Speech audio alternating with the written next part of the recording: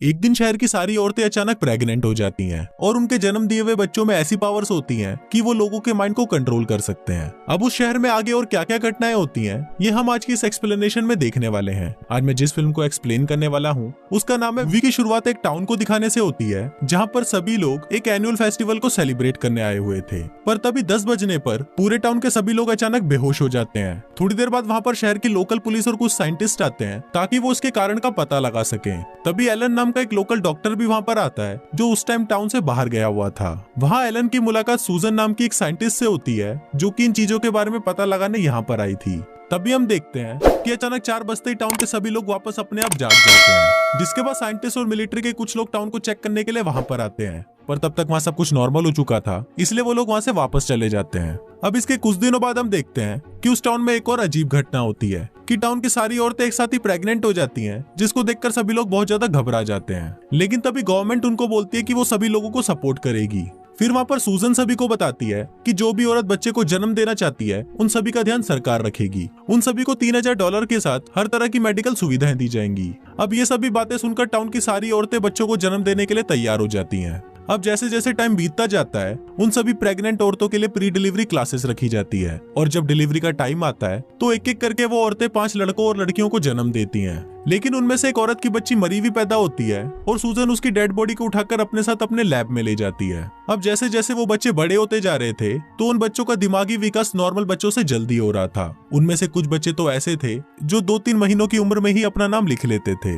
अब ऐसे ही एक दिन बारबरा नाम की एक औरत अपनी बेटी के लिए सूप बना रही थी, पर तभी उसकी बेटी को बहुत ज्यादा गुस्सा आ जाता है क्योंकि वो सूप बहुत ज्यादा गर्म था। फिर वो बच्ची अपनी आंखों से बारबरा को कंट्रोल करने लगती है और तभी बारबरा उस गर्म सूप में अपना हाथ डाल देती है, जिससे उसका पूरा हाथ जल जाता है और तुरंत ही उसे हॉस्पिटल ले जाया जाता है। फिर वहाँ पर डॉक्टर एलन उससे इस बारे में पूछता है तो बारबरा को लगता है कि शायद उस पर कोई यकीन नहीं करेगा, इसलिए वो किसी को कुछ नहीं बताती। अब इस घटना के बाद से ही बारबरा डिप्रेशन में चली जाती है और वो एक पहाड़ से कूदकर आत्महत्या कर लेती है। अब धीरे धीरे टाइम बीतता है और जैसे ही वो बच्चे 7 साल के हो जाते हैं तो वो सभी बच्चे अपनी अपनी जोड़ीदार यानी कि पेयर बना लेते हैं, पर वहाँ पर सिर्फ डेविड ही अकेला होता है क्योंकि उसकी पेयर मरी हुई पैदा हुई थी। ये सभी बच्चे बहुत ज्यादा पावरफुल थे और वो किसी को भी आसानी से कंट्रोल कर सकते थे। अब एक दिन उनमें से एक लड़की अपनी आंखों को चेक करवाने के लिए एक डॉक्टर के पास जाती है, पर वहाँ पर डॉक्टर से गलती से उस लड़की की आंख पर चोट लग जाती है। तभी मारा नाम की एक लड़की वहाँ पर आती है और उस डॉक्टर को अपनी आंखों से कंट्रोल करने लगती है, जिससे वो डॉक्टर ना चाहते हुए भी खुद ही अपनी आंखों पर मारकर खुद को अंधा कर लेती है। अब ये सब घटनाएं देखकर उन बच्चों के स्कूल की प्रिंसिपल को लगता है कि इन बच्चों को स्पेशल क्लासेस की जरूरत है, और इस काम को करने के लिए वो डॉक्टर एलन से रिक्वेस्ट करती है, पर उन बच्चों के कारनामों को देखते हुए डॉक्टर एलन की फट जाती है और वो तुरंत ही उसे मना करके वहां से चला जाता है। इसकी दूसरी तरफ हम देखते हैं कि अपना कोई भी पेयर ना होने की वजह से डेविड उन सभी बच्चों से अलग था और उसका उसकी माँ के साथ रिलेशन भी काफी अच्छा था, जो कि बाकी सभी बच्चों का नहीं था। अब ऐसे ही एक दिन डेविड अपनी मरी हुई पेयर की कब्र पर जाता है जहाँ पर उसे उस बच्चे की माँ बेलिन मिलती है जो अभी तक उसकी मौत से दुखी थी। थोड़ी देर बाद उसे वहाँ पर डॉक्टर एलन मिलता है जो उसे बताता है कि उस बच्ची को यहाँ पर नहीं दफनाया गया। इसके बाद डेविड भी एलन की वाइफ की कब्र को देखता है और उसे सिंपैथी देने की कोशिश करता है। अब ये देखकर एलन उसे काफी खुश हो जाता है और उसको लगता है कि शायद इन बच्चों को चेंज किया जा सकता है, इसलिए वो उस प्रिंसिपल की बात को मानकर उन सभी बच्चों को पढ़ाने के लिए मान जाता है। अब डॉक्टर एलन उन बच्चों को पढ़ा ही रहा होता है, पर तभी वहाँ पर प्रिंसिपल उसे कुछ काम के लिए अपने पास बुला लेती है। फिर बच्चे वहाँ पर खुद ही किताब को खोलकर पढ़ने लग जाते हैं, लेकिन तभी वहाँ पर नशे की हालत में एक स्कूल का सफाई करने वाला आता है और वो उन सभी बच्चों को गालियां देने लगता है। इसी दौरान वो एक बच्चे को झाड़ू से मारने भी लगता है, जिससे सभी बच्चों को लगता है कि वो खतरे में है, इसलिए वो सभी बच्चे उस आदमी को कंट्रोल करने लगते हैं, जिससे वो आदमी पहले तो स्कूल की छत पर चढ़ता है और फिर वहां से कूदकर खुद की जान ले लेता है। दूसरी तरफ बच्चे स्कूल छोड़कर वहां से चले जाते हैं, जिससे एलन को लगता है कि इन बच्चों में कुछ तो अजीब है। इसके बाद एलन सूजन के पास आता है और उसे बताता है कि उसे लग रहा है कि जो भी टाउन में अजीब चीजें हो रही हैं, उन सभी के पीछे वो बच्चे हैं, क्योंकि उन बच्चों के पैदा होने के साथ ही टाउन के बाहर 30 लोगों ने आत्महत्या कर ली। इसके बाद सूजन एलन को बताती है कि ये सभी चीजें शहर के अलग अलग टाउन में हो रही है, जहाँ पर टाउन के सभी लोग अचानक बेहोश हो गए और जब वो उठे तो टाउन की सभी औरतें प्रेग्नेंट हो गई।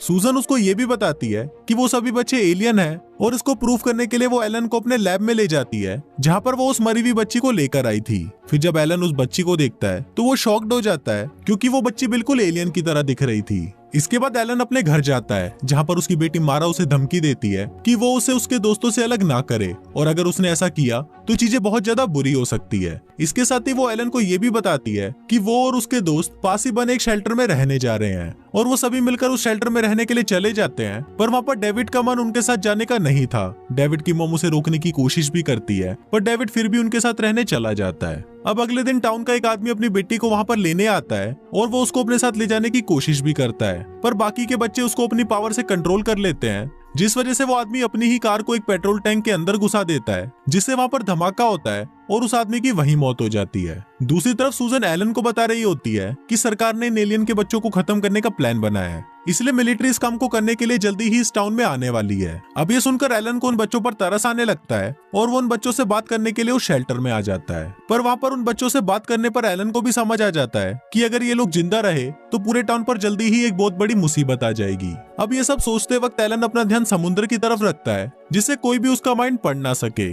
अब अगले दिन जब मारा डेविड से बात कर रही होती है तभी एक आदमी आकर उन्हें बंदूक से मारने की कोशिश करता है, लेकिन तभी उसे ऐसा करते हुए कुछ बच्चे देख लेते हैं और वो उसे कंट्रोल कर उसकी ही खोपड़ी उड़वा देते हैं। अब उस आदमी की मौत की खबर सुनकर टाउन के सभी लोग भड़क गए थे और वो उन सभी को आग लगाने के लिए निकल जाते हैं, लेकिन तभी वो बच्चे उनको रास्ते में ही मिल जाते हैं जिसको देखकर एक औरत उन्हें गालियां देना शुरू कर देती है। पर तभी वो बच्चे उसे भी कंट्रोल कर लेते हैं जिससे वो औरत खुद को ही आग लगा लेती है और खुद को जला देती है। दूसरी तरफ सूजन मिलिट्री के आने से पहले ही अपना ऑफिस खाली कर रही होती है पर तभी वहाँ पर वो 3 बच्चे आ जाते हैं और वो सूजन को भी कंट्रोल कर उसे मार डालते हैं। इसके बाद हम एलन को देखते हैं जो अपनी कार में डायनामाइट रखकर शेल्टर की तरफ निकल रहा होता है। वहीं मिलिट्री भी उस टाउन में आ जाती है और वो उन बच्चों को मारने की कोशिश करती है पर तभी वो सभी बच्चे मिलिट्री के लोगों को भी कंट्रोल कर लेते हैं जिस वजह से वो लोग एक दूसरे पर ही गोलियां चलाकर खुद को मार लेते हैं। थोड़ी देर बाद एलन भी वहां पर आ जाता है और वो उन बच्चों को पढ़ाने के बहाने उनके शेल्टर में वो डायनामाइट से भरा हुआ सूटकेस ले जाता है ताकि वो इन सभी एलियन के बच्चों को खत्म कर सके। एलन को ये भी पता था कि उनमें से डेविड सबसे अलग है, इसलिए वो डेविड को उसके कार में से बुक लाने के लिए बाहर भेज देता है। तभी वहाँ मारा को उस पर डाउट होने लगता है और फिर वो सभी मिलकर एलन का माइंड पढ़ने की कोशिश करने लगते हैं। अब वो ये सब कर ही रहे होते हैं पर तभी वहाँ पर डेविड अपनी माँ के साथ आ जाता है जिसको देखकर मारा उसे भी कंट्रोल करने लगती है। पर ये देखकर डेविड को गुस्सा आ जाता है और वो मारा को धक्का देकर अपनी माँ के साथ वहाँ से बाहर भाग जाता है। इसके बाद वो बच्चे फिर से एलन का दिमाग पढ़ने लगते हैं पर तभी वो डायनामाइट वहीं फट जाता है और उन एलियन के बच्चों के साथ साथ एलन भी मारा जाता है। लास्ट में डेविड और उसकी माँ सबसे बच जाते हैं और वो अपनी कार में किसी दूसरे टाउन के लिए निकल जाते हैं और कुछ इसी तरह से ये फिल्म यहीं खत्म हो जाती है।